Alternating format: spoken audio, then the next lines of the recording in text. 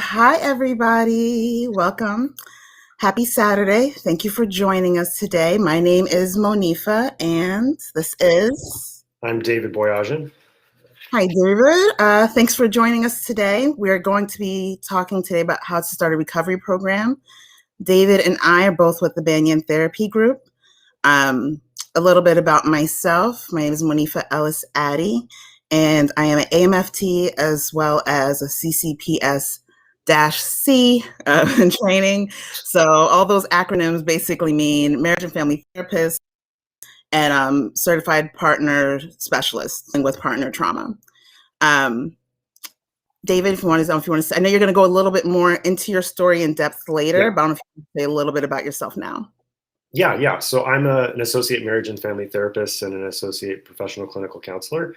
And I work with Banyan with Monifa. We're both therapists with Banyan Therapy Group. And I particularly am passionate about working with sexual addiction and working with clients who are struggling with all sorts of sexual behavior disorders. Excellent. Thanks for that extra little tidbit. Because also myself, working with sex addiction and partners, like I stated before. Um, and the reason I got into this work is I've been an acting out partner as well as a partner. So I know, a good spectrum of the issues even before getting into the work. And yeah, that's why I'm passionate, and that's why we're doing these free community events, especially now during quarantine. Everyone's in the house, so it's like a good time to do it. So we wanted to come and share some information with you guys. So the topics that we're going to go over today, we're going to be outlining steps to start a successful recovery program. Sorry, learn about addiction and different types of recovery groups and finding one that's a good fit for you because they are all different. So knowing about the different types is really important. David has a little experience in that, so he's going to go into great detail about that. We're going to talk about what's the difference between a CSAT, which is a certified sex addiction trauma specialist. As you go through this, you'll know there's a bunch of different acronyms. We'll do our best to explain as we're going.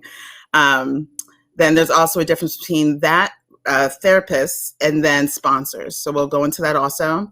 Then David is going to be talking more about the first part with the recovery groups and everything. I'm going to be going more into the betrayal trauma section, and we'll talk about what your partner is going through, how to build empathy towards a betrayed partner, and how does all this come together when we're talking about holidays, especially Valentine's Day coming up, which is a big one that should be treated with tons of care. So we'll be talking about that, and then just how to build relational healing across the board. So because it's not just the addict going through their own recovery process, the partner's going through a recovery process also. So how do we bring it all together, and how can the addict be supportive to the partner? Did I miss anything, David? Does that sound about right? I think we're good. Yep. Yeah. Okay, awesome. So then we're going to kick it off with David. He's going to get started. Please, leave comments, questions as we go through this. We want them. We welcome them. We want this to be more of a like a us having a conversation with you virtually rather than just us lecturing you. Um, Little disclaimer: as we talk about sex addicts and partners, the use of pronouns him and her. We know it can go either way. Sex addicts come male or female or whatever, it doesn't matter. But just for the sake of discussion, sex addicts will tend to be male, partners tend to be female, but you can use it interchangeably. So just to put that out as a disclaimer that when we're saying that, it doesn't mean that that's the only way that it can go. Okay. And so, David, would you like to start us off with how to Yes. start the recovery program? Yes, definitely. Thanks, Manifa. Yes. Yeah. So once again, hi everybody. So glad you guys are here. For everyone's watching live, hello, and for everyone who's going to be watching this on recording, also hello.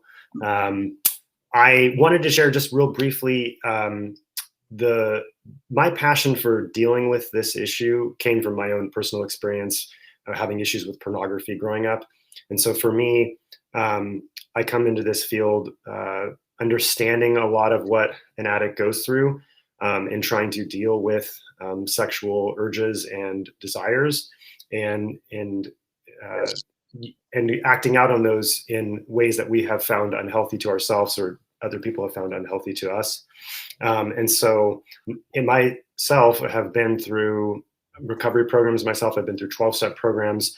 I've had accountability partners. I've been through an extensive amount of thinking about this issue and recovery on this issue. And so for me, it comes very close to home. And so I want to put that out there for people who are listening who themselves are maybe struggling, just so you kind of know where I'm coming from on this. But basically, pornography really, the most detrimental thing it did for me was it prevented me from really being able to recognize beauty, and also it affected my dating life significantly to where I had problems with comparing women to each other, and I wouldn't be able to find, let's say I found one woman attractive, but as soon as I saw another woman attractive, it was like I couldn't commit to the first. So there was this unrealistic standard of beauty that I gained from pornography that really hindered my ability to relate with women well and to date well. And it was very depressing. It was very demoralizing, and very frustrating. But like I said, I went through a lot of programs. I went and got a lot of help and talked about this issue with a lot of people, and found a lot of healing myself to where I don't have those issues anymore. And so I'm really thankful for that. And I want to help you guys to see what a good recovery program looks like, and some steps you can take. And so, like Monifa said, please ask questions. Monifa, I don't think I'm going to be able to see the questions, at least I don't think, Gotcha. but you'll get me, so good. Perfect. I'll jump in. Don't worry about it. So just honk the horn and interrupt me whenever you need to.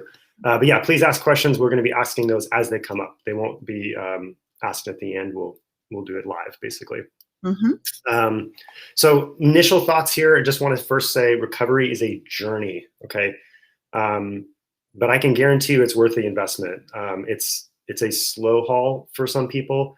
Or actually, I'd say for most people, it's a slow haul. But your life will be transformed in the process. So it's an investment that is definitely worth taking. Just know that it can take a few years. Some say it can take up to 5, depending upon the severity of an addiction.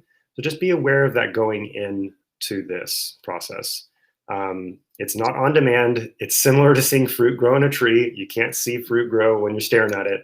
It takes time to see that growth. And so before going into the actual steps of recovery per se, I wanted to actually talk about addiction, because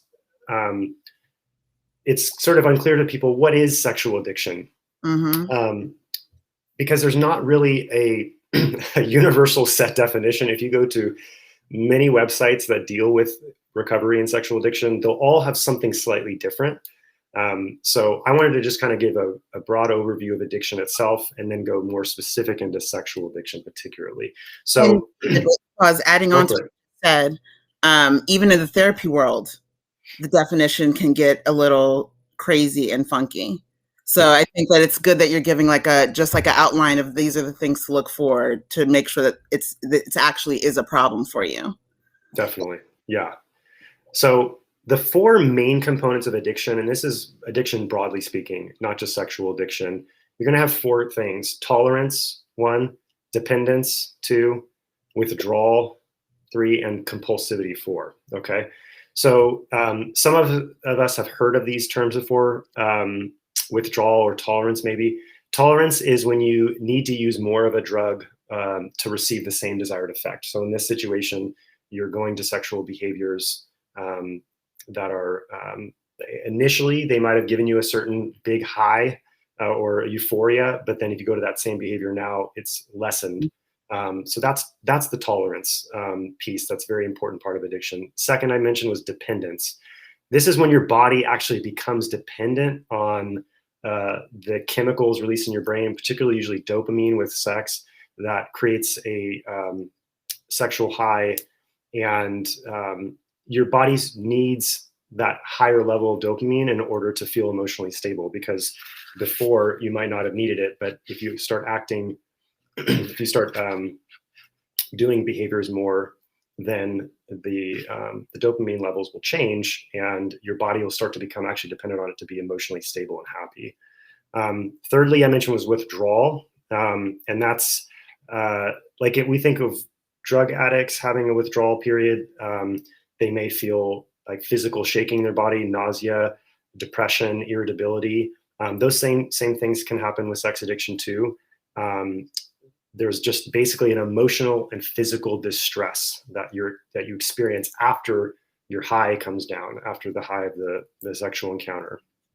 So that's withdrawal. And then lastly was compulsivity. So compulsivity, most people have heard of OCD, obsessive compulsive disorder. Compulsivity is when you repeatedly engage in a behavior, in a particularly sexual behavior, even though you want to stop it. And sometimes it can feel almost like you're doing it unconsciously, like you're not even aware you're doing it sometimes.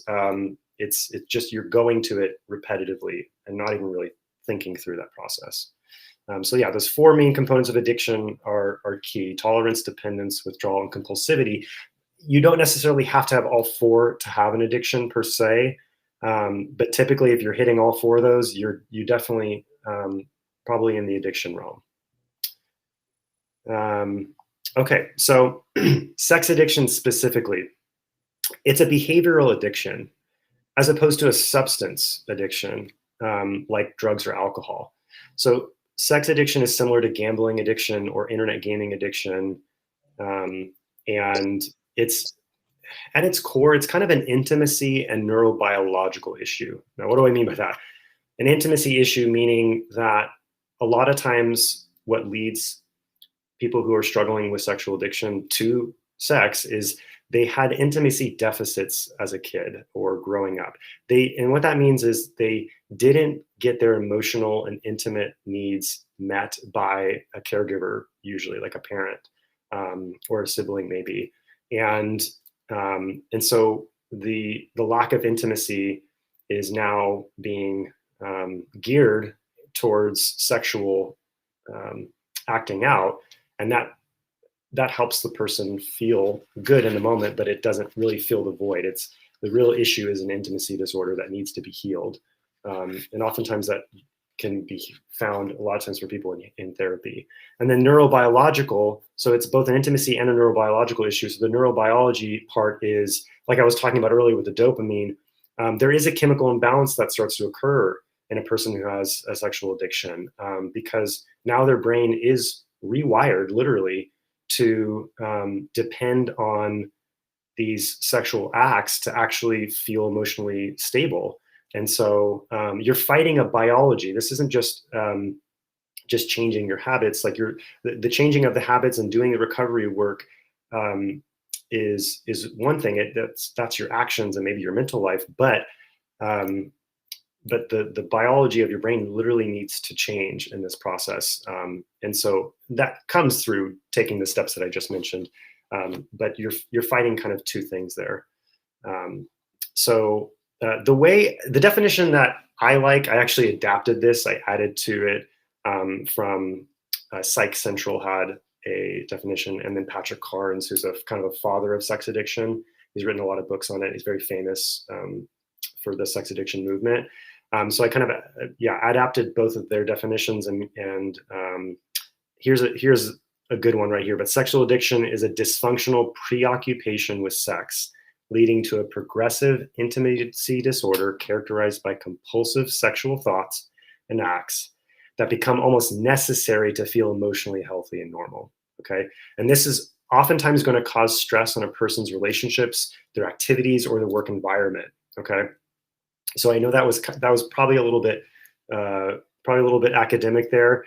I hope you can kind of grasp some of what I'm saying there, but really it's a dysfunctional preoccupation with sex, and it's leading to all sorts of problems in your life. Okay, it's your sexual thoughts and behaviors are interfering with normal living, and it's ultimately self-destructive. This is not, the sex addiction is not helping you flourish as a human being. This is something that's not allowing you to get to where you really want to be as a person. So after hearing that, if you're still not sure if you have an addiction, that's okay. There's actually a 52-question sex addiction screening test you can take at sexhelp.com. And there's a link that it takes you to a different site where you can actually take this test. And so, Manifa, if you can put up the screen that I shared. and I think you'll probably have to click on it, or no, see, I can go to it. But this is the website, and you would click on the I Am a Sex Addict, and then there's a link down in there. What what's Go the ahead. link for this page right here? I can put it in the comments so people can. Oh, yes. So that should be sexhelp.com. So that's a nice and easy one. Okay.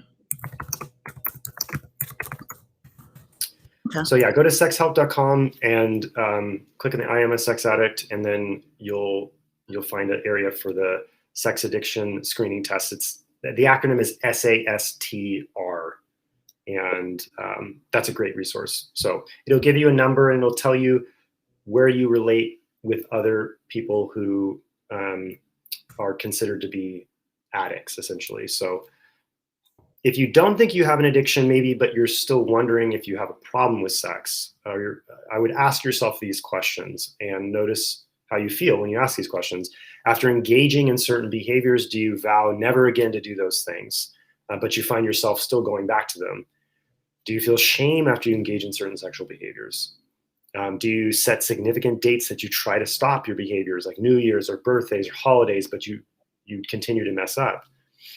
Have your behaviors created problems in your relationships, or have they kept you from getting into meaningful relationships? Have your behaviors cost you negatively at work or at school? Have you engaged in behaviors that put you in danger of arrest or health consequences? Do you find yourself obsessing over sexual behaviors? And that could even just be in your thought life, that you're thinking about sex all the time. It's obviously a stereotype for men that men think about sex all the time, and this is just kind of accepted. But certainly there's a difference between having sexual desires and being a normal, healthy sexual being. And then there's an obsession with it where it becomes a preoccupation all the time. You know, you're bored in a meeting and you're constantly thinking about sex. Every time you lay your head down on the pillow at night, you're constantly mind is going to sex. You know, if you find that your thought life is kind of almost dictating how you feel, and if you don't have these sexual thoughts and fantasies, you don't feel good. That's something to be very aware of, because you may not have some of these more severe acting out behaviors. You may not be infidelitous or committing infidelity in relationships. You may not be going to a strip club. You may not be doing things that typically would be, or seeing prostitutes or something. You may not be doing some of these behaviors that are more severe, but you still may have this thought life and this fantasy life that is that you're obsessing over. So think about that. And also you can ask yourself, does sex get mixed with happiness? Meaning, do you need sex in order to feel happy? And then a final question, what happens when you imagine your life without sexual behaviors? Okay. So all those things I just listed, there's a lot of questions, but those can kind of help you to start asking or give answers to maybe whether or not you do have a struggle with sexual acting out. And by all means, please don't diagnose yourself based off of the questions that David threw out. Like, that's just to give you a gauge. Yes. Thank you. TikTok videos, and I'm convinced that I have ADHD just from watching the videos and like hearing a little bit, and I'm like, that must be me. So David is just throwing out those questions just to give you a sense and a gauge. But please go to this website if you said yes to any of those, related to that. Go to this website so you can get a deeper look and take it from there. Awesome, thank you, Manitha. And also, we could probably put down the shared screen there for the sex help. Okay, and so the last thing I was going to say here with this was, regardless of if you have an addiction or maybe just a compulsive problem, or maybe a mild to moderate obsession with sex, if so, the steps that I'm going to be now outlining after this are going to be helpful for you regardless. You may not find that you need all of them, but certainly these tools can be of assistance. So I'm going to get into that now, the tools and steps towards recovery. Okay, so you've determined that you have a problem with sex, either an addiction or something below an addiction, but it's problematic. It's causing issues in your life. What's the very first thing you need to do? Step number one, this is very classic AA kind of understanding, Alcoholics Anonymous sort of understanding, is get out of denial. Okay, it's easy for me to say just get out of denial, right? It's hard to admit though that you might have a problem. Okay, try to acknowledge and admit at the very least that you need help and you cannot overcome this issue on your own. Maybe you've tried and convinced yourself that you'd be okay on your own, but it just hasn't worked. Try to accept that at least some of your thoughts and behaviors have caused problems for you and admit that you have weakness. If you can't admit that you have a problem or that you have some weakness in this area, you're not going to be able to recover. That's just kind of the basic groundwork, foundation level stuff here. Try not to justify your inappropriate sexual thoughts and behaviors. Just acknowledge that they're happening and get help, at the very least. You don't want to live in shame about it. That will actually be counterproductive towards your recovery. Acknowledge that it's happening and be aware of how it's affecting your life, and get help is the thing to do. So now I'm going to be illustrating a little bit more. How do you get help? But the next thing I want to say is denial is the first step. The second step, though, is you got to come out of hiding. Okay, what do I mean by that? If you choose to conceal your problems, you can't heal from them. Okay. In AA, they talk about you're only as sick as your secrets. Okay, your secrets cause a pestilence in your life, and that you can't move on if you have these secrets remaining in your heart. What we resist persists. Okay, the things that we avoid, that we resist, that we stuff, that we minimize in our life, they will persist. They will come out in other ways that we may not be expecting. But what you can feel, you can heal. Okay, so the things that you can actually feel and process, the emotions, the anxieties, the fears, the sadness that you may be experiencing at times in life, if you can actually feel those things and not suppress them, you can heal from them. So come out of hiding with those things and really start to practice vulnerability. Okay, start striving to be honest with other people and start talking to other people about your issue.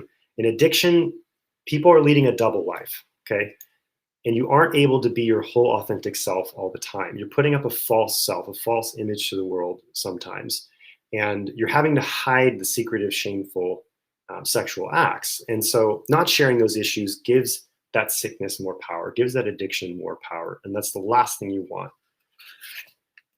So how do you start being honest with others? Who do you even choose? You may be thinking, David, what the heck am I going to do? I don't even know anyone. You're going to try to find what's called an accountability partner or a feedback partner. This is someone you can confide in who is safe. Okay. And what do I mean by safe? Safe is someone who will accept you unconditionally, who won't criticize or judge you. And you don't want this person to endorse your behavior, but you want them to at least accept you unconditionally in your sexual acting out behavior. And this is not necessarily someone you're close with. Okay. Sometimes people we're close with are not safe. And what I mean by that is some people, like your family members, you may be very close to your family members, and most of us are, but they may not be able to handle what you're telling them because it may be something that is hard for them to hear or frustrating for them to hear, and they may not be able to really be a voice of acceptance in your life. It may be just more difficult for them because this can be very intense for people to hear, that if you are struggling with some, certainly if you're struggling with some more severe sexual acting out behaviors, then it will be difficult for your partner or for other people close to you in your life to maybe hear and to accept about you. So try to find someone in your life that is safe. Okay. Now, if you don't have people that are safe in your life, there's a great place to find safe people, and that's in groups. Okay. I'm going to talk about two different groups today. The two main groups are group therapy and recovery groups. Okay. Both of them, they create community and they allow for solidarity and connection to other people. It's instant community. It's instant opportunity to make connections, make friendships with other people, or even just acquaintances with other people who are in a very similar place to you. Because to be healthy people, we need to be we need to be four things to be real healthy people. We need to be integrated, regulated, surrendered, and connected. I'm not going to talk about those first three, but I want to focus on the connected part. Connection or friendship with others allows us to be vulnerable, allows us to be known, and means it allows us to be loved and accepted, our flaws and all, warts and all, they say. Even Aristotle, the famous philosopher, said friendship is the central concern and main point of human life. Meaningful, genuine connections with others allow us to flourish as humans. And in this context, finding healing from addiction. So groups help us get connected. And that's an extremely important part of being a healthy human being and healing from recovery and from addiction.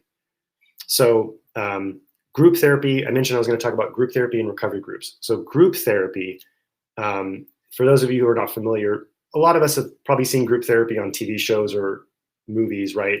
If you've never been in one, you've maybe seen them there. But really what it is, it's a facilitated group where participants will share their struggles as it's related to addiction or other things that ultimately kind of tie into addiction. And people are free to share in the group without interruption or crosstalk, they call it. So you can basically have the mic, share what's on your heart, share what you're struggling with, and you don't have to worry about people interrupting you or giving you advice when you don't necessarily want it. These groups also provide accountability and support for you and a way to work through those intimacy deficits, like I talked about earlier in the sex addiction section, where we were talking about how it's an intimacy disorder. These groups allow you to kind of process some of those intimacy deficits that are part of sex addiction.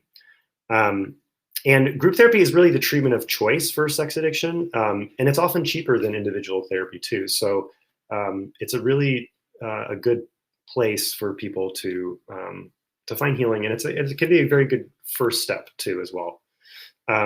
They're also typically closed groups. Okay, so that means that no new members can come in.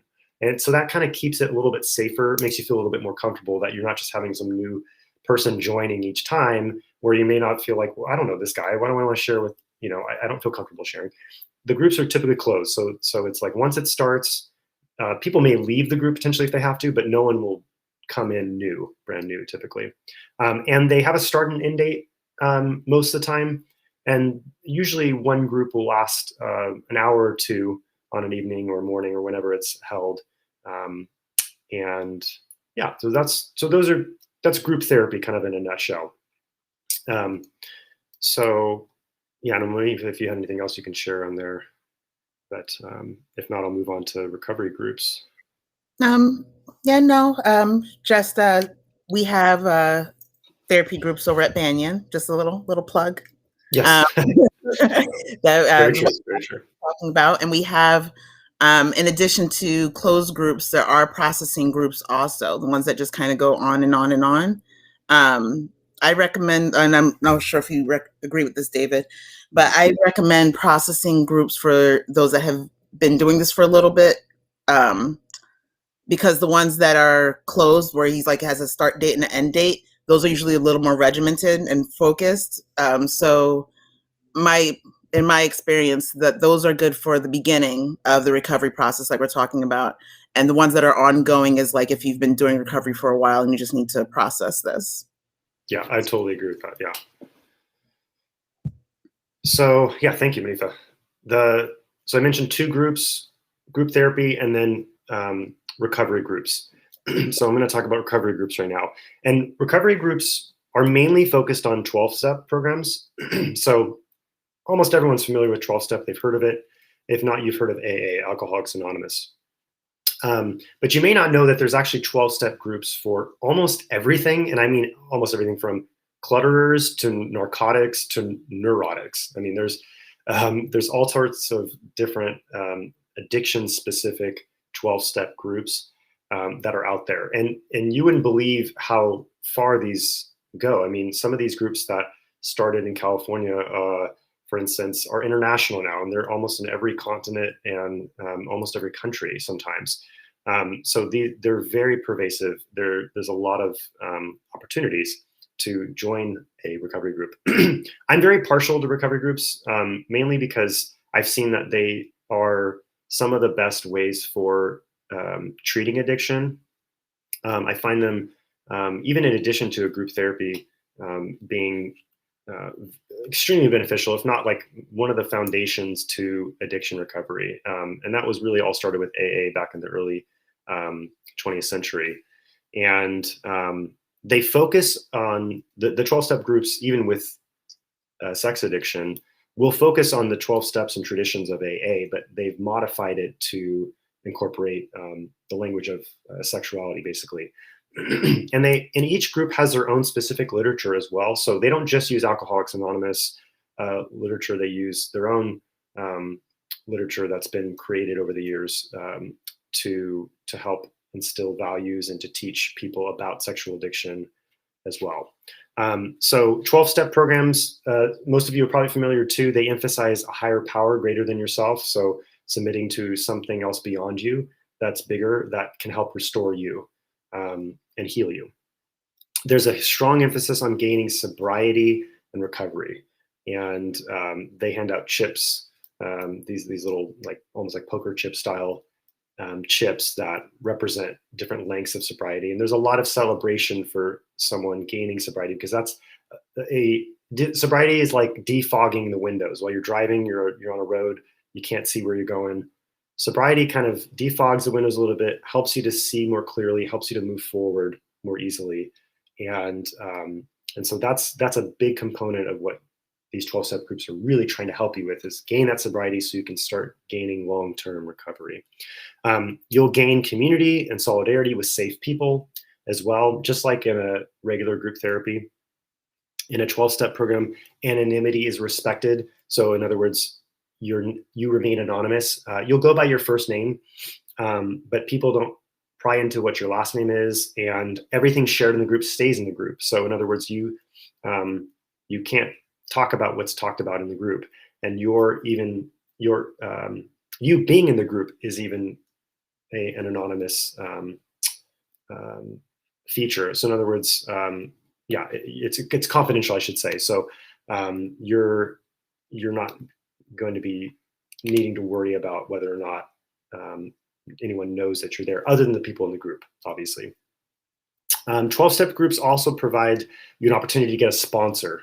So a sponsor is someone who acts as like a mentor, who guides you through the challenges and demands of a 12-step program. And I recommend personally getting a sponsor if you're in a 12-step program. Otherwise, it's going to feel very stale. You're just going to go to meetings week after week after week, and you may be reading the literature and sharing some thoughts and feelings, but you're not really going to grow significantly unless you actually work the steps. And the steps are proven over time to have been just incredibly beneficial to people. You also can't work the steps without a sponsor. So I recommend getting a sponsor. I also recommend working the steps. And like I said, 12 steps are incredible for changing your life. And it's really impossible not to change from doing a 12-step program. It's pretty much like a spiritual, moral, emotional, and mental overhaul. It's almost like getting heart surgery. It's just this total transformation of a person. And it's a lot of work. It's very hard, but so it feels grueling at times, but it's incredibly fruitful, and it's totally worth it if you really want to see tremendous healing in your life. David, Yes. well, I have a question from me and then a question from my comments. Awesome.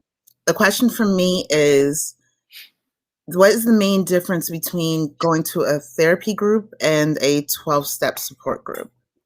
Yeah, good question. Okay, so the main difference is 12-step groups are very structured. It's very, there's a set way of doing things. It's almost militaristic at times. Like, so anyone who's been in the military can kind of know there's that intense structure to things. So there's the same thing happens every time.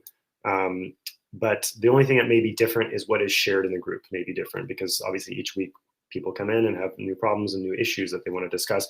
But in 12-step groups, oftentimes they're very literature based. So there's a lot of reading, and there's a person who's in charge of finances. There's a person in charge of literature. There's people who are in charge of like bringing meals each week. And like there's set positions. It almost runs like a mini government in a sense. Mhm. Whereas a group therapy, like there's not really literature usually discussed. It's usually just very open-ended.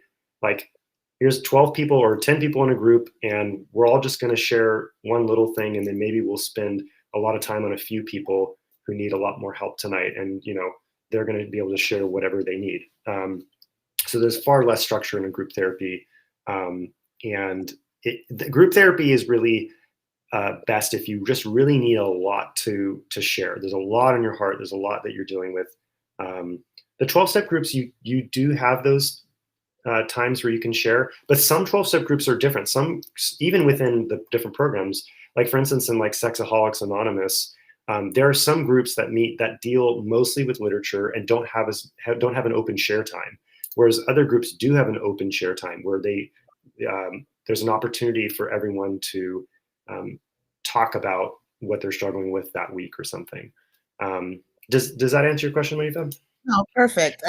One other, and then adding to that question. Sure. So based on how you describe the 12-step, does the 12-step group focus more on the sobriety portion where you're just dealing with symptoms mostly, and then the therapy group dealing more with like the relational things and the recovery part? Yes, that's a great additional distinction for sure. Yes, sobriety is heavily emphasized in recovery groups and 12-step groups. It's like an emphasis on working the steps, gaining sobriety, and gaining recovery. Group therapy, there's no sort of expectation on people to do that. It's just the expectation is, we want you to feel safe to share and to feel open and vulnerable. In 12-step groups, there's also that freedom too. Like you're not forced to work the steps. You're not forced to get a sponsor. You can show up each week and not really be too involved, but just kind of going with the motions of it. But eventually there will be these times where you'll probably experience at least a few people in there who will probably try to encourage you to do either get involved in volunteering for different positions, or like I said, it is kind of like a mini government in a sense, or getting a sponsor or working the steps. Okay, thank you. That definitely falls into that. And we have a question in the group. Yes. Can you name a recovery group? From Lily. She wanted to know if you know any recovery groups that you can name. Yes, I'm going to get into that, actually. Great question. I have a whole list. Thank you. Whole huge list, and there's lots of options for recovery groups. So that's going to be on the next few slides here. In fact, it may be on, it's actually the next one. Here we are. So the options for sex addiction groups. Things have changed since COVID, so just FYI. Some groups are meeting in person. Most are not, from what I understand. But the ones that aren't in person are over Zoom or WebEx or another, they're virtual basically. But I'm going to highlight some of the ones that I am familiar with because either I've attended them or I just know more about them and they're more popular. So the biggest one I want to talk about is Sex Addicts Anonymous. Okay. And I'm actually, I think what we'll do here, Monifa, is at some point I'm going to get the other screen. I have another screen that has, let me just pull it up now. There is a list of different sexual addiction groups. Okay. So let's see here. Actually, I think I'll wait on that for a second. I'm going to go back to this. I'll explain some of the groups, and then once Monifa starts talking, I'll have some time to look into getting that list more formulated. And certainly anything that we're talking about today too, if you want more information on this, please reach out to us, put that in the chat, and then we'll also be leaving our emails or phone numbers if you want us to contact us about some of this stuff as well. So going back to the 12-step groups. Okay, so I mentioned Sex Addicts Anonymous. Sorry here. Okay, Sex Addicts Anonymous is, there's a lot of meetings. It's very prolific. In this program particularly, you create your own definition of what constitutes sobriety. Some programs, they tell you what sobriety is. This one, you develop your own definition based upon your level of readiness to deal with the issue at hand, okay? So here's a good example of that. For some people, sobriety means I'm not gonna masturbate, or I'm not going to look at porn, or I'm not going to go outside of my committed relationship and commit infidelity. I'm not going to go to a strip club, massage parlor, whatever it may be. You create what constitutes sobriety. So for some people, if their sexual acting out behaviors have become very extreme, maybe voyeurism or exhibitionism or other things, that porn and masturbation, for instance, may be the least of their concerns, and their major concern is the more intense stuff that could potentially get them in legal trouble. So for them, they might want to have sobriety mean that they're not going to expose themselves to anyone, or they're not going to go to a strip club or something like that. And I hope that makes sense. So like I said, there's a lot of meetings for Sex Addicts Anonymous. They're all over the world, all over LA, Orange County. And this, you also would submit to your own higher power. Most of the programs are emphasizing that you find what is your higher power, and going with that as a way to heal. Okay. The second one I want to talk about is Sexaholics Anonymous. They're all going to sound really similar. I'm going to be saying sex a lot, so just sex and sex, right? So we're not shy about that here. Sexaholics Anonymous is a little different than Sex Addicts Anonymous. Okay, Sexaholics Anonymous has a stricter definition of what is considered sobriety. In fact, it's sex with yourself or someone who's not your spouse. Okay, so sex with self, aka masturbation. It's a nicer way of saying it, I guess. These groups can be co-ed and sometimes gender specific too. So there's groups that have men and women. There's groups that are only for men. And Sex Addicts Anonymous, I believe, is the same way too. So you can choose. Sometimes for some men in particular, it can be actually kind of healing to see other women in a sex addict group, because it kind of it's sort of a humbling experience, realizing that, okay, this is not just an issue that men struggle with. It can be kind of a humbling experience to be able to see that, okay, there are women who have sex addiction issues, and I've seen how it can be very healing for people, especially men, to be able to interact with women in a recovery group, and it shapes and changes their view of women. For some men, it's been hard for them to not sexualize any woman that they're in contact with. So having this opportunity where they're around a woman in this environment can help them maybe to not do that. Now, obviously, that's not for everyone, right? So some people shouldn't be in a group like that, but just wanted to throw that out there. I also recommend Sexaholics Anonymous for people who lean more religious, because the organization has a more conservative view on sexuality. So just be aware of that. And then the other one I want to talk about too is Sex and Love Addicts Anonymous. Okay, so this whole thing, we're not talking about love addiction here in our talk today, but love addiction is a thing, and typically it's something that women struggle with more. But there are men who struggle with it as well. But if you do feel like romance, your pursuit of romance, or your obsessions or preoccupation with romantic relationships, or having a romantic partner are becoming problematic for you, you may want to consider Sex and Love Addicts Anonymous. There's more too. There's Sexual Compulsives Anonymous. There's Sex and Porn Addicts Anonymous. There's faith-based groups, Christian groups that there's a lot of those. There's Celebrate Recovery. There's Pure Desire, which is for men and women. There's Life Group, and then there's Every Man's Battle, which is a male-only faith-based recovery group as well. There's Recovering Couples Anonymous too. I've never been to one of these meetings, but this is a group for couples to come to, and it focuses not only on the recovery for the person struggling with addiction, but on the partner and the relationship as a whole. There's even more options I could list. It's going to be mind-numbing, but there's more. There's Porn Addicts Anonymous and other ones. The one I wanted to highlight, though, the last one, was Smart Recovery. So for those of you listening who are not comfortable with the belief in a higher power, that's okay.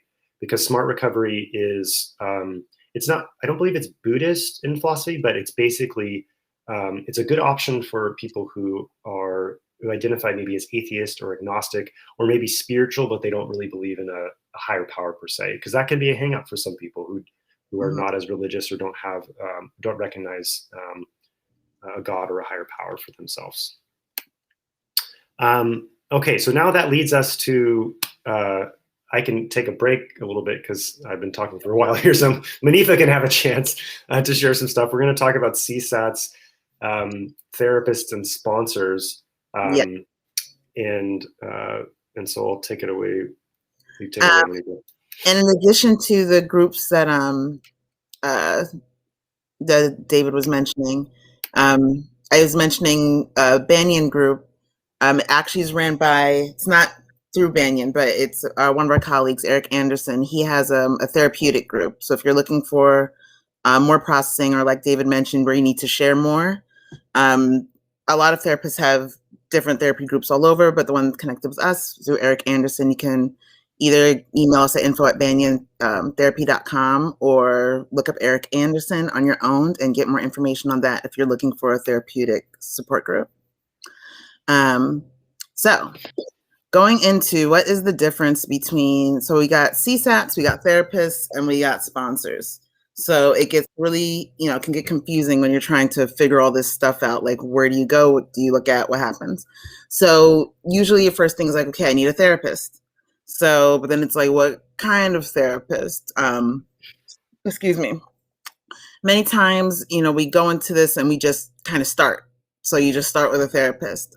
But therapists, they're very knowledgeable. Our base, for me, is marriage family therapy. For both of us, right? No, what's your base again, David? Is it MFT? Sorry, I was muted. Yes, I'm a marriage family therapist. I also have the professional clinical counselor, but basically yes, okay. Yes. So we both have those as our base, right? So our base is therapy. So you can go to any therapist. They're going to be very knowledgeable. They know broadly about challenges that affect everyone. So, anxiety, depression, anger, et cetera, et cetera. Some may have experience working with addiction, but this is such a specialized thing. And just as David was mentioning before, the definitions can get a little funky. When you talk to different people, those of you going through this, in talking to friends and family, people just, may not know enough about it. Same thing happens with therapists. They may know about addiction, but not necessarily about sex addiction or, and sex, when you're going for any kind of sex treatment in general, if you're going to someone that's not a specialist, and this goes for sex therapy also, it can get a little weird because then you're bringing in this person's biases and their other holdups and whatever they have, going on dealing with sex, may leak into the treatment if they don't have that specific training to back them up. So yes, you can go to a therapist, but will you get the full-on help that you need? Possibly not. So that's where CSATs come in. So CSATs are certified sex addiction trauma specialists, that big old mouthful. And they are licensed by ITAP, which is another acronym, International Institute of Trauma and Addiction Specialists. Yes. Professionals. Professionals. Okay. ITAP. Gosh, a lot of letters. So that is ran by or founded by Patrick Carnes, who David mentioned earlier is the father of sex addiction treatment. So he created this program to basically license CSATs so that they can go out and treat sex addicts. So they're going to know a certain model of treatment, how to go into it. They know that this is a delicate nature. They know how to push their own biases and their own sex things and issues to the side and just stick to the treatment. And they can listen objectively with no judgment, which is extremely important with any kind of sexual topic because it's so sensitive and delicate. And in addition to all this, because you're creating yourself your own little therapy support team, sponsors, which are relevant when it comes to groups. I don't know if you want to go more into that since you just eloquently talked about groups. You can go into sponsors. Yeah, I think went over it probably enough. I don't want to repeat myself too much, but yeah, but sponsors are part of 12-step programs. I highly recommend getting a sponsor. Find one that you connect well with. Try not to be too picky, but be humble to their wisdom. They've worked more of the steps than you have, and they've typically had a long-term sobriety. To be a sponsor, they have to have that. So they have a lot of wisdom to share, in my experience of. And they can help a lot. They may not have, they probably, most of them don't have therapeutic training. So just kind of be aware of that. If you're seeing a therapist and also have a sponsor, you may notice a big difference between how the sponsor talks to you versus the therapist. But it's kind of good too. The sponsor can be a little more harsh sometimes, I think, if they need to be, and they're going to kind of call things out and tell you like it is in certain ways, because they're really trying to sort of push you, almost like a coach maybe. So that's, I think, all I would need to say more about that. Yeah. I like how you started. It's like a coach. So you have your CSAT, therapy helping you with that. You're in group, and then you have your personal coach kind of guiding you through all this. So if you need higher levels of care, when going into this, like, let's say you're doing therapy, you're going to groups, you're doing it all, but it's just, you feel like you need something more. So there's a couple different ways of going about that. You can do intensive outpatient programs, which are called IOPs, and then you can also do inpatient facilities. So the IOPs, once again, we have them here at Banyan Therapy Group, but the way that those are run, it's kind of tailored to the individual. So those of you who have jobs where you necessarily can't, leave for an extended amount of time, and inpatient is just not going to work for you, you're a single parent, whatever your situation is, you can't necessarily leave the home. So something like an IOP where it's customized to you and your schedule would probably be the best thing. These are about 3 to 4 times a week where we would meet. You have psychoeducation for about 3 hours a day. You have group therapy as a part of it, and you also have individual therapy as a part of it. So you literally have all systems working at the same time. So in addition to, because yes, you can do individual and group on your own, just as creating your own process, but the psychoeducation is a very important part, because now you're doing module work. You're doing something that's regimented, something that you can go back to at any given time if you need to track how you've been doing, your progress, something that's concrete.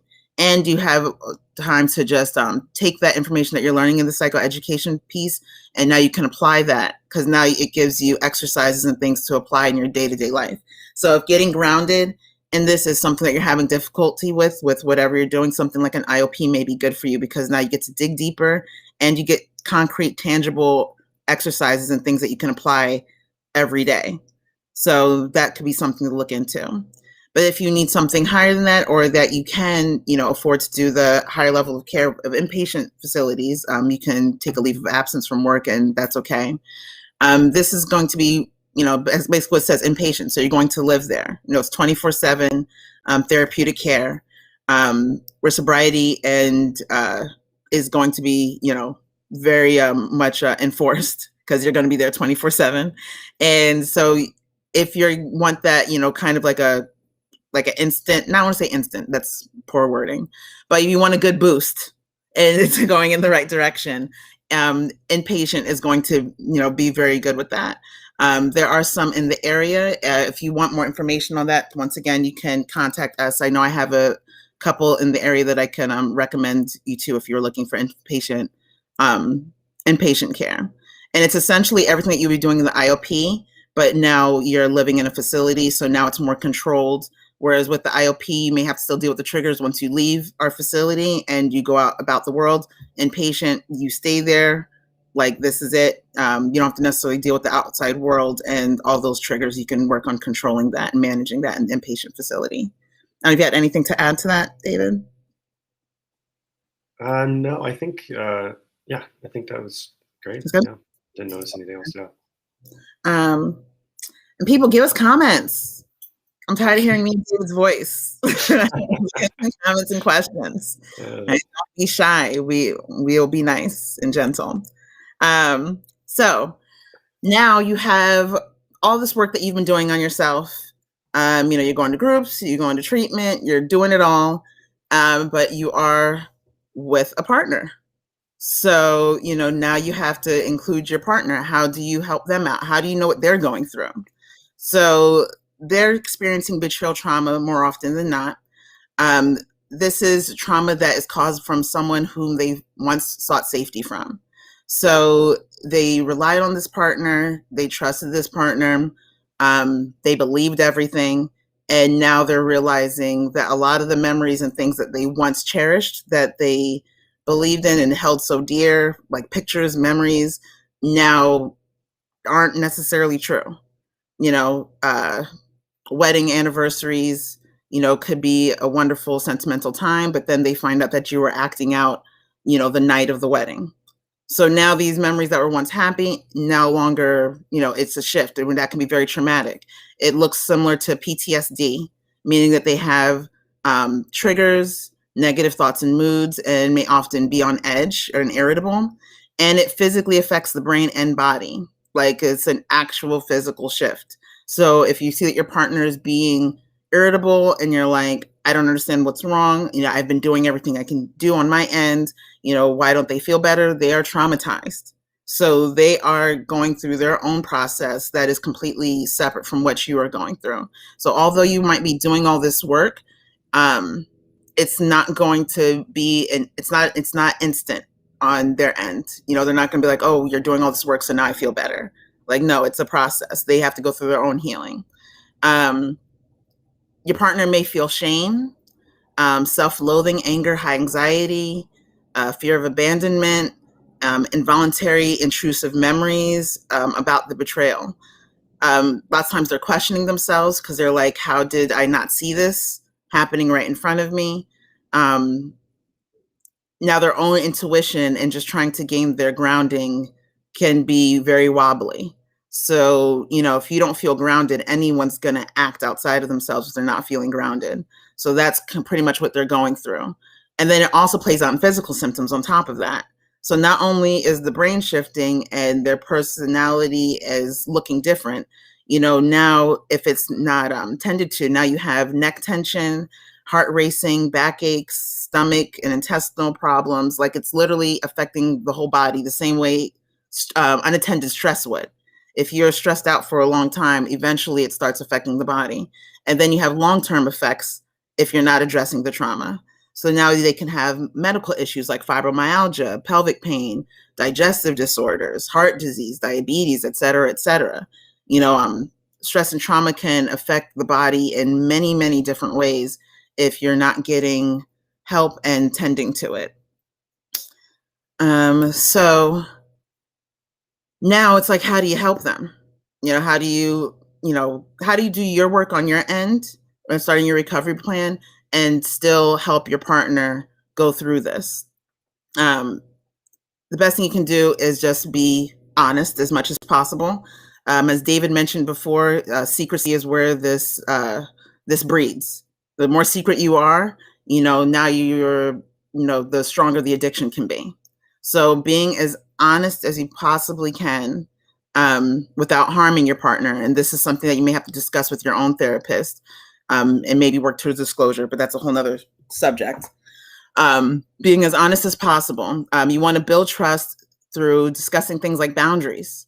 Does your partner have boundaries to keep herself safe? Can you agree upon those boundaries? Know that these boundaries are not necessarily needed for control. Your partner is not trying to control you. These boundaries are needed for her to gain safety so that she can trust you again in the future. If done correctly, the boundaries will be renegotiated as time goes on, and she may not necessarily need those boundaries as much going on into the future. But initially, like what we're talking about in the beginning, those boundaries are necessary. So yes, it's going to feel like control that, she's just placing these on you as punishment, but it's not punishment. This is her trying to gain bearings and just trying to get grounding as to what happened. this is especially important during the holidays, the highly triggering times, holidays, birthdays, anniversaries. And this is actually a very triggering time, I would think, for the addicts also, right, David? Like, it's not just partners. Yeah, I would say so. Yeah. Because, you're also going through your own experience. And, once again, these were once happy times, happy memories. Yeah.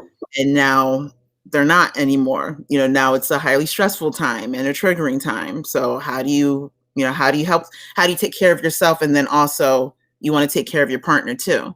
So a big part of that is empathy.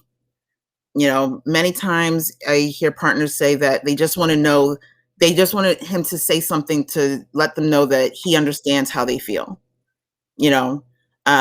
Empathy, we know, is very difficult. It's something that comes up a lot with addicts and partners. Because although you're maybe working through your recovery plan, your partner is still very triggered. So your recovery plan might be going smoothly for you, but it's not going smoothly for her. So you may feel like your efforts are being unnoticed because you're doing everything that you can do. So it's like, how do you recognize her pain? Because you don't want to just recognize it. You also need to communicate to her that you feel her pain, that you have an understanding and you're there with her. They need to know that you're not just going through the motions of recovery. Because, you could easily, all those things that David just mentioned, you could just be checking off the box. Like, okay, I'm in group. Okay, I'm doing therapy. Okay, I have a sponsor. Okay, so how do you let her know that you're not just checking boxes and that you actually are present in the relationship and you want this? You want to remember that she's so angry and just have respect for her position. Instead of trying to fight with her and go against her about this is what you're doing and this is how you're making the relationship better, like step back and be like, you know what, you're right. Like, I can understand why you're still angry. I can understand why this is triggering for you. There's different techniques that you can do. One of them is AVR, which is acknowledge, validate, and respond.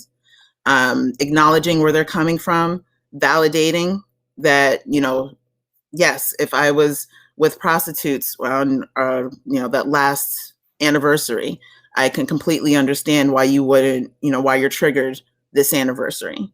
And then respond. Because now you can have an actual response after you've acknowledged what they're going through, you're validating it, and then the response. So the response could look something like, after using the same example I just used, the response can be something like, but I'm here for you. I haven't left the relationship and I'm committed to do whatever you need for us to move forward. So you're acknowledging it, you're validating it, and then you're responding with something from the heart to let them know that you were there and that you're connecting with them. They have, just to give you something concrete, one of the things that comes up a lot is check-ins. Check-ins are a great way of showing empathy and connecting with your partner. Many times people are like, okay, so how do you do a check-in? What happens then? Me and David, we're going to demonstrate a check-in. It's called FANOS. I'm going to pull up the page here. So this is the acronym called FANOS. So it's feelings, affirmations, needs, ownership, sobriety, and self-care. So it says daily check-in, but I know depending on your situation, some people, may not be able to necessarily do a daily check-in. So you can also do this weekly if necessary. But this is good to just have an outline of what you're bringing to a check-in. And for addicts, it can be a good outline to help you demonstrate empathy with your partner if you're having difficulty with that.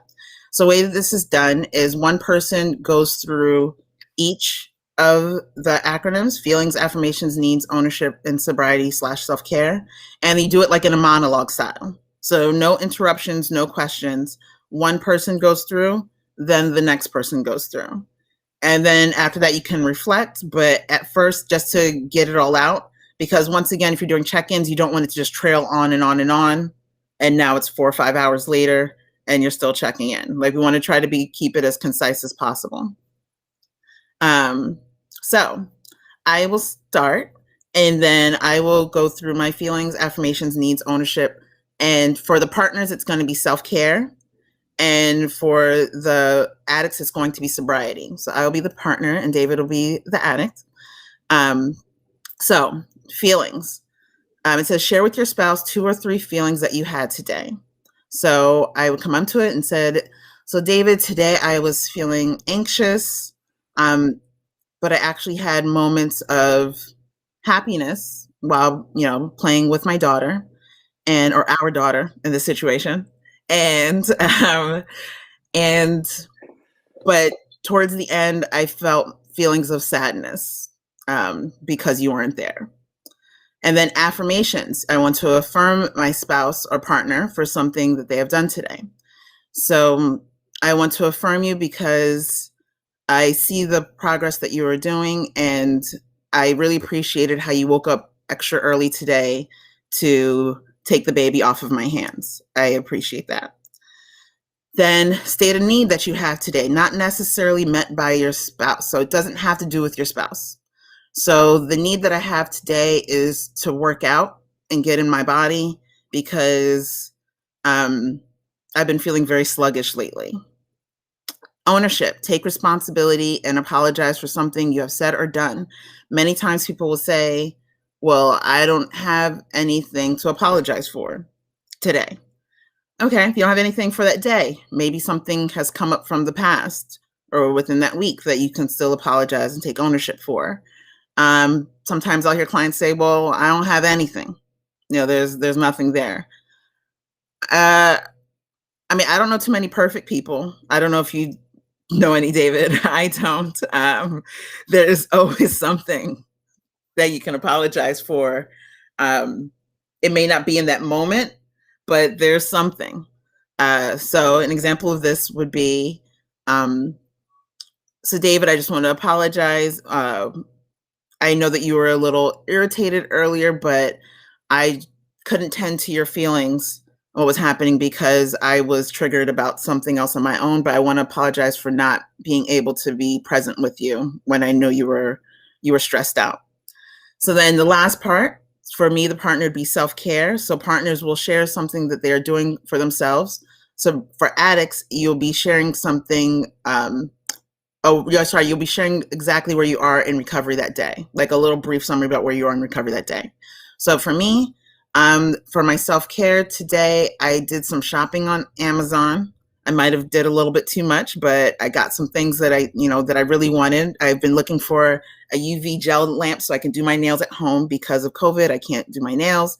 So that, I've made some plans for my self-care by ordering the products that I need to do my nails. So then now that I've gone through it, then it would go to David. So it would be your turn. So starting with feelings. Yeah, thank you, Manifa. So today I'm feeling, I've had a few feelings, feeling kind of stressed at work today, feeling a little bit disappointed about just how the progress I was making on things at work. I'm also, though, feeling excited about watching some TV tonight. I'm looking forward to just relaxing and affirmations. So Munifa, I just want to I want to thank you for. It sounds so simple, but just unloading the dishwasher today was a real big help. I got up and it was already done, and I thought I was going to have to do that. So I appreciate you helping out around the kitchen like that. And a need that I had today, I really needed just a kind of, I needed some time to relax. I needed some time to de-stress at work. That was definitely a need. And then ownership, man, apologizing for something I did today, man. I probably should have been more open with you. I do apologize for that. I think I should have called you and just at least kind of told you that, that I was expecting you to do some more things around the house. even though I know you did unload the dishwasher, I need to apologize for just not communicating and then kind of lashing out at you a little bit earlier this week. So I apologize for that. And then as far as sobriety, right now I'm 17 days in. Haven't looked at porn in that amount of time. Haven't been on any chat rooms in that time. And I don't know, it's just really hard right now. The recovery process is just not easy. It's like it's feeling emotionally kind of rough, but yeah, I'm doing, I'm taking steps, I'm getting by. Thanks, David. Perfect. So as you can see, it's relatively simple. It just kind of keeps you focused because it's really easy when you're doing check-ins to just, go down the rabbit hole. And, when you're doing this, you want to make sure that you're using I language, which I didn't say that before, but you did really good with that, David. Instead of saying you or we, because you don't want it to, start turning into a blaming party. Like you want to keep it focused on yourself. So now, in applying all this, I was just talking about holidays being triggering. We have a big one coming up that I'm sure sex and love addicts love, which is Valentine's Day. This is a very triggering holiday. And everything that I was just mentioning about empathy or even doing check-ins, AVR, this is when you want to use these things the most. Because since Valentine's Day is an extra triggering day, you want to make sure that your communication is as open as possible. Now is probably not a good time for surprises. That's just my professional opinion. You probably don't want to be surprising with a gift like lingerie, or sex toys, things like that. It's probably not the time for it. But, feel free to ask, what does your partner expect for Valentine's Day? Do they even want to celebrate Valentine's Day? Do you want to go, if you could, go out to a dinner? Actually, you can do like outside dining, so that might be option. Do you want to go to dinner? Do you just want to have a quiet dinner and we just come home and watch Netflix? Or do they want to be separate on that day and to practice their own self-care and do something for themselves? Don't be afraid to have that open conversation about, expectations, goals. If you are going to be spending that time separate, will you have times of the day where you connect with each other? And what will that connection look like? Is it going to be a text message, FaceTime? What are the boundaries around that day? Like, it needs to be a very in-depth discussion. Are gifts to be expected? What kind of gifts would they like? You just want to be as detailed as possible. And you want to basically go to every holiday and every special day with that. But now's a good time to practice. You have a week now until Valentine's Day. So you can use these things that we're talking about now and try to implement that, just because you don't want to, if you can resist, or if you can defer any challenges, as much as possible, the best thing to do is communicate. Like, I can't stress that more than enough. Even if you feel that you're not communicating effectively, or you're like, what's the point in this? Like, she's going to be upset anyway. I guarantee that she will, on a certain level, she'll appreciate it. Even though she may be triggered or upset, there is some appreciation, because you're showing that you're showing up for the relationship. You're showing that you care for her. You're showing empathy. You're showing everything that you are on the right path. You have anything to add to that, David, for Valentine's Day? For Valentine's Day, no. The only thing I was going to mention earlier is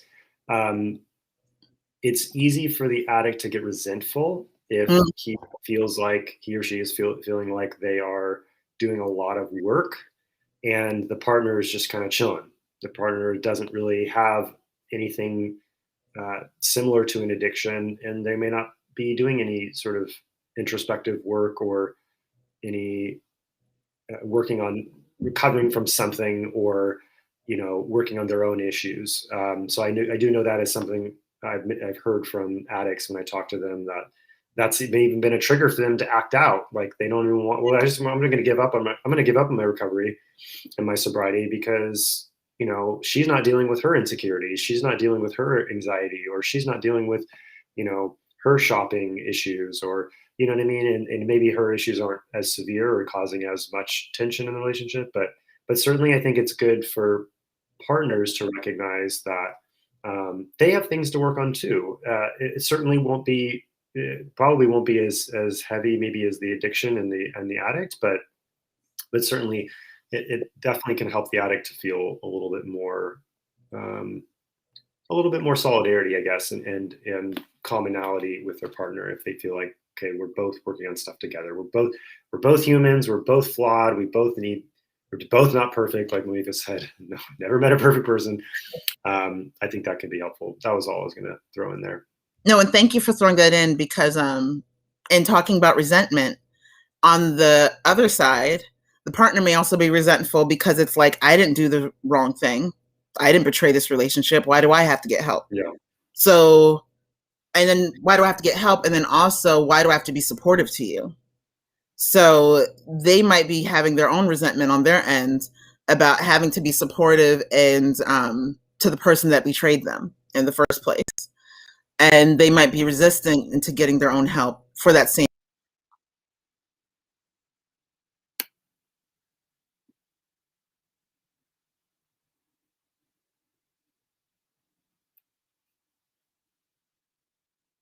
Okay.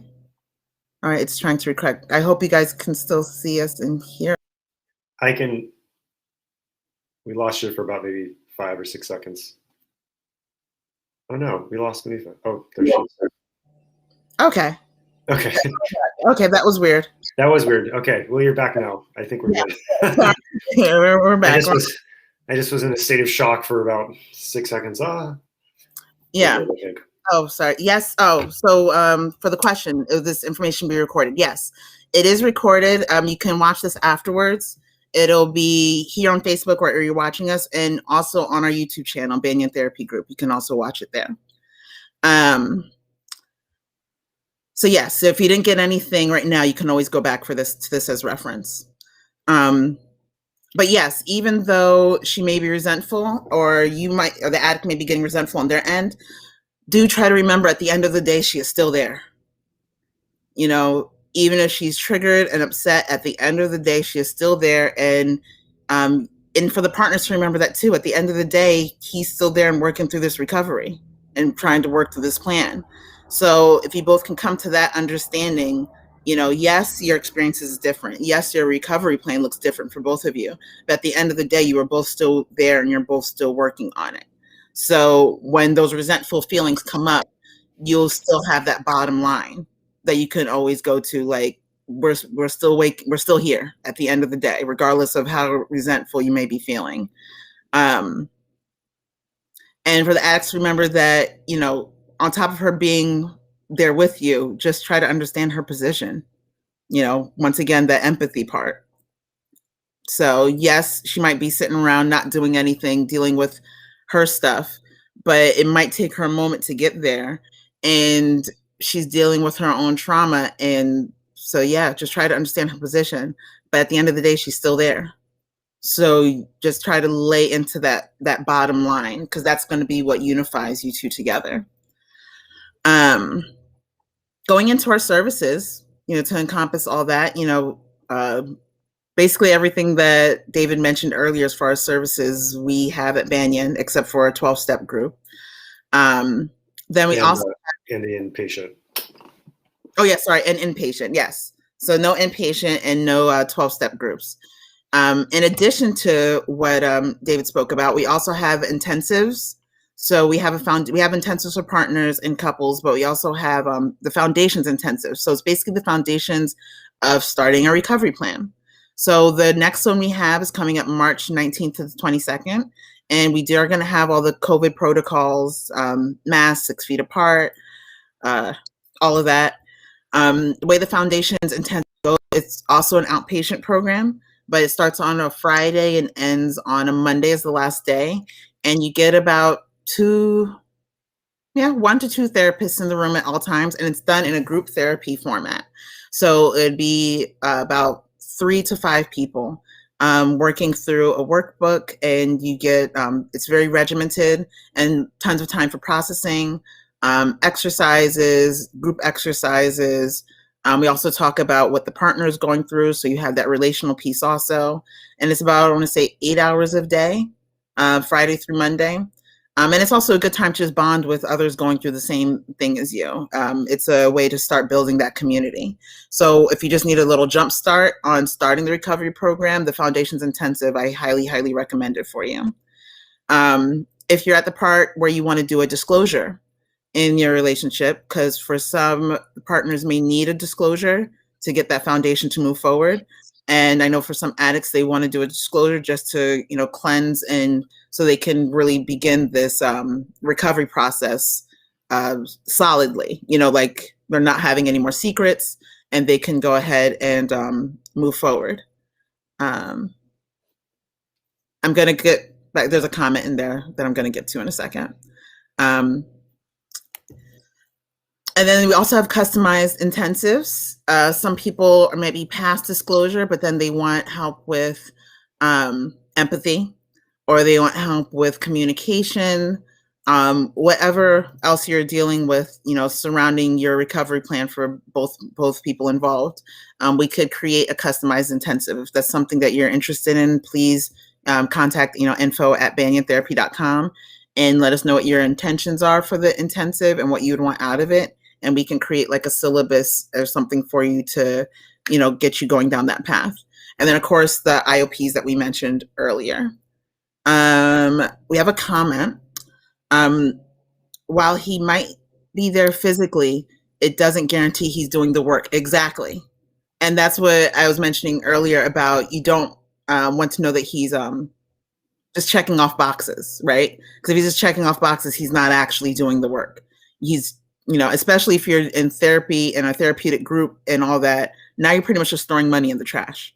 Like, you're not getting anything out of it. You're not processing. So you're absolutely right, Debbie. He may be just being there physically and not actually doing the work. So it's like, how do you know if he's doing the work? That's where, yes, there's sobriety. That's a piece of it. But that's where the relational part comes in. That's where, is he showing empathy? Is he, trying to be comforting to your position? Because that's a whole nother part of recovery also. Like, the recovery isn't just the sobriety piece where you're just stopping the addictive action. There's more to it. And so you're absolutely right, Debbie. Yes, he might be there physically, but that does not guarantee that he's doing the work. But there are ways for you to see if that he is doing the work. And that's, doing check-ins, how's his language? Everything that we talked about before is ways that you can see that if he's actually doing the work. And then if he's not doing the work, then, what are you doing on your end to take care of yourself?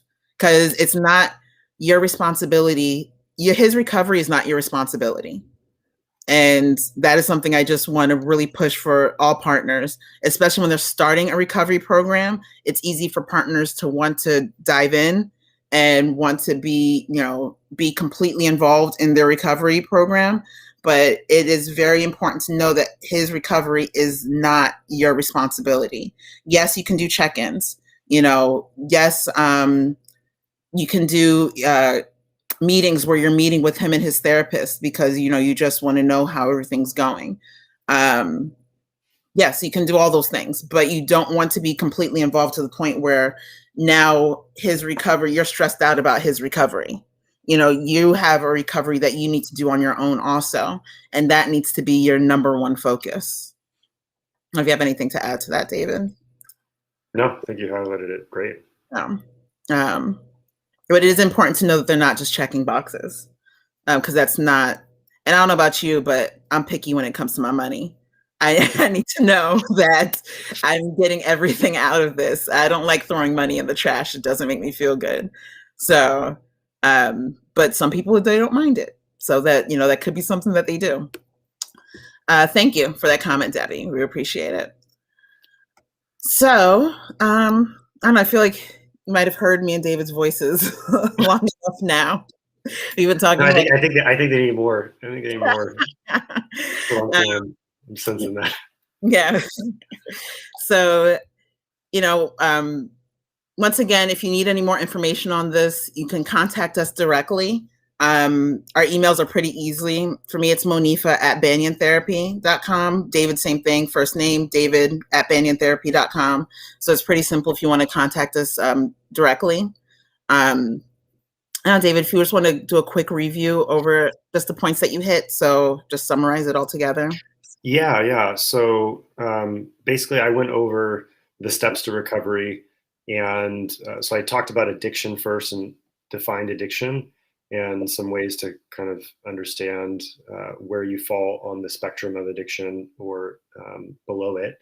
And also talked about the step of getting out of denial and starting to be honest and vulnerable. And then talked about groups. And we talked about group therapy and the difference between group therapy versus a 12-step program, and all the different options for those, and just the importance of getting into a group if you want to take recovery seriously.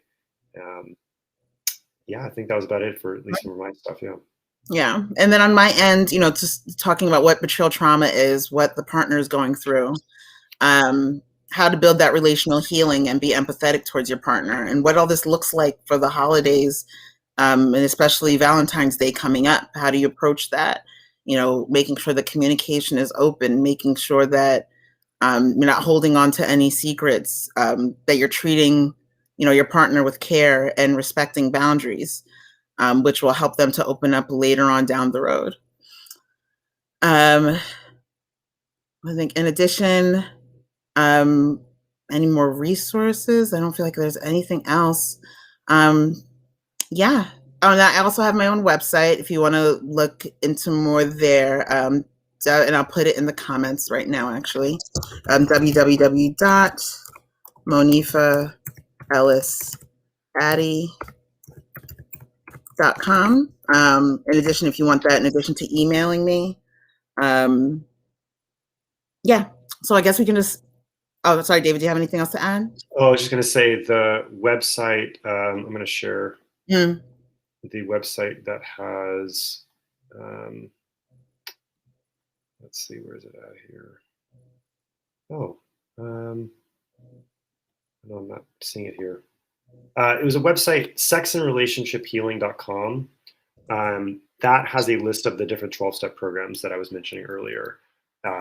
And so, sexandrelationshiphealing.com. It's a very extensive website that has not only 12-step groups, but there's different like drop-in groups that if you just have questions about what sex addiction is, or I'm just kind of exploring this topic. And this is a resource not only for addicts, but also partners. And they have blog posts and other things too. It's a very extensive website. It can be really helpful. But on the Sex and Relationship Healing website, there's a resource button. If you click resources, and then you'll see in the middle, it'll say 12-step groups for recovering from sex, porn, and love addiction and other things.